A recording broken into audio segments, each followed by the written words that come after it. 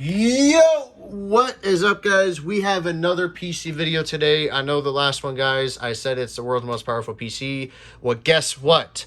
That was $8,000, and I topped it off with $10,800, or quote unquote $11,000 of pure awesomeness. So without further ado, let's get started from top to bottom. I'm going to start with the fans and work my way down to the power supply. The 9, I think, is a 3, 6, 9, so 10 magnetic levitation fans from Corsair.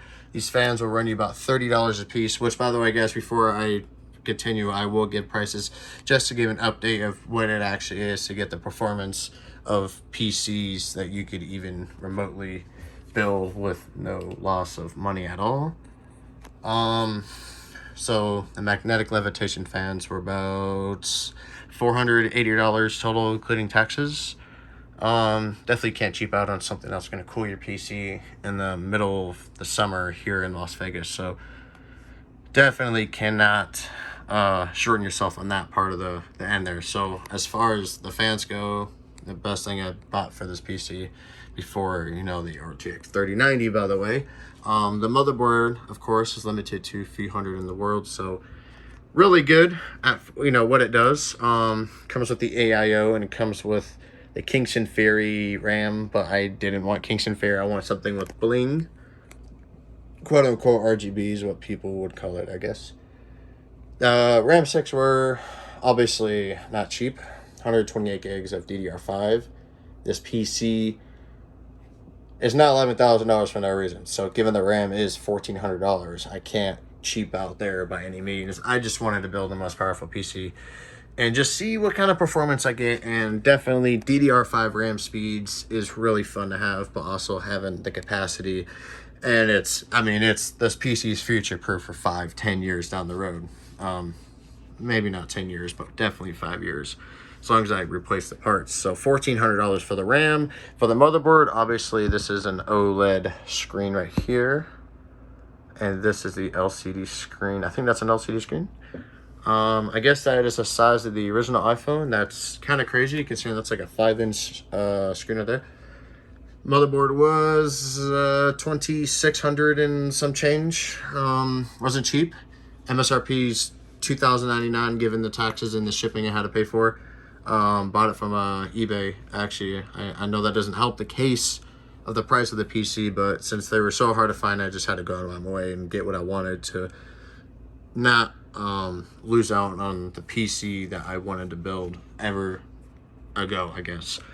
$2,800, or no, $2,650 for the motherboard, the Z690 Godlike, of course. Very exclusive to those that have previous Godlike models, of course. So I know you guys can't barely see it, but that's the other Godlike.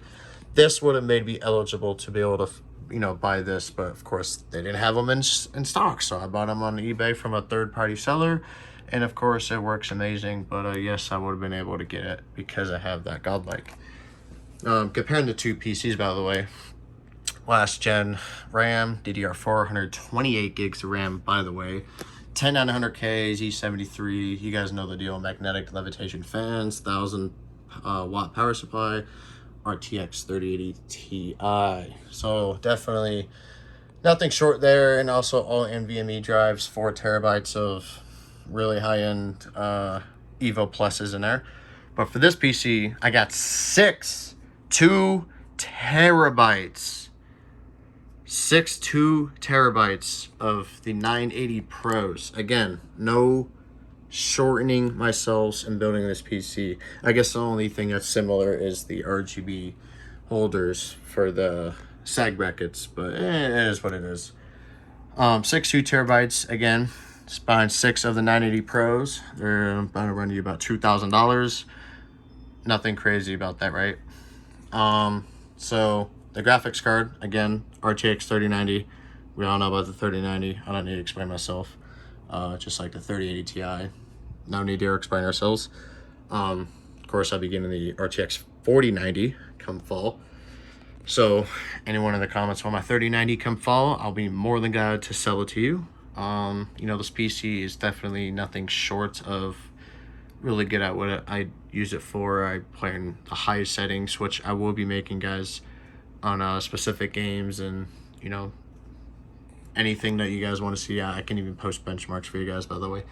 As far as the CPU goes, again, Intel 10900K here again, Intel 12900K with the already looking AIO cooler that I think MSI might sell separately from the motherboard, but this one came with the motherboard. I think it's called the S360 Plus or something like that. I'm not entirely sure, but it does come with the 360mm rad. Goes tubing out there. You can clearly see the radiator up there. I know it's kind of hard to see, but kind of just depends on the angle. Obviously the case is an 011 Dynamic XL, and honestly, that's one thing I regret about this PC. I mean, look how dark this is.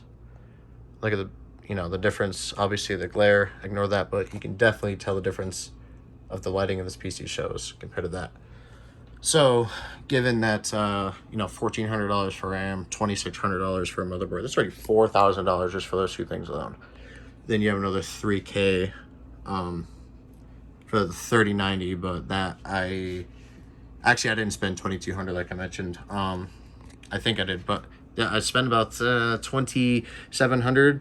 I understand inflated prices, but that's just what I spent. But still, even if the total price is inflated, it still doesn't go to show that the PC is still not a beast. So we have 6 2TB drives, $2,000, $2,800 for GPU 3090, $1,400 for RAM, which is not inflated. I actually bought that from Newegg, by the way, which is fair. It's 128 gigs of DDR5, $2,600 for the motherboard, $400 for the fans, and I think that, no, you know what, the power supply, I have a 1600 AXI or 1600i from Corsair, so that definitely did not run cheap. Ran me about $700. So PC again is nothing short of really good.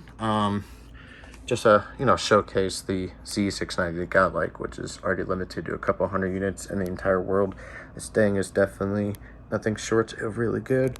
And to go with the 3090, as you can see, is the Asia Horse custom cables, as I really love to use. I know it's kind of hard to see in this PC, but you can kind of see the silhouette of the cables running to the 3080 Ti on this one. So it's definitely really nice to have. You know, the view of this PC is definitely, it never bores me. I think the nicest thing you would think would be the motherboard, but it's actually the RAM. I've never really had Dominator RAM, but I've had Corsair RAM. The Corsair Vengeance I had a couple years ago, it kind of went to crap on me, so definitely didn't like that.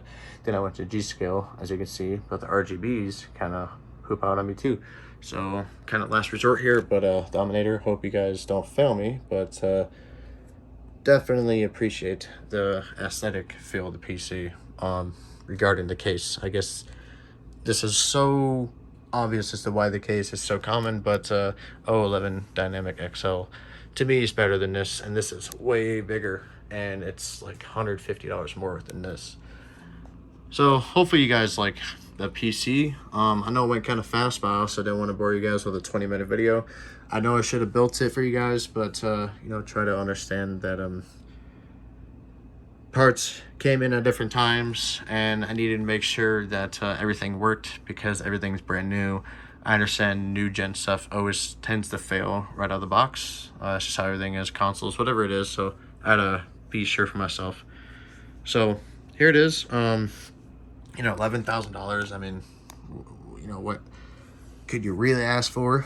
But again, 3090, I'm not keeping it forever. I'm just using it just to buy time until, you know, 40 series comes out, and the 40 series and the 3090 again. You know, if you guys want to hit me up, I am trying to sell this PC.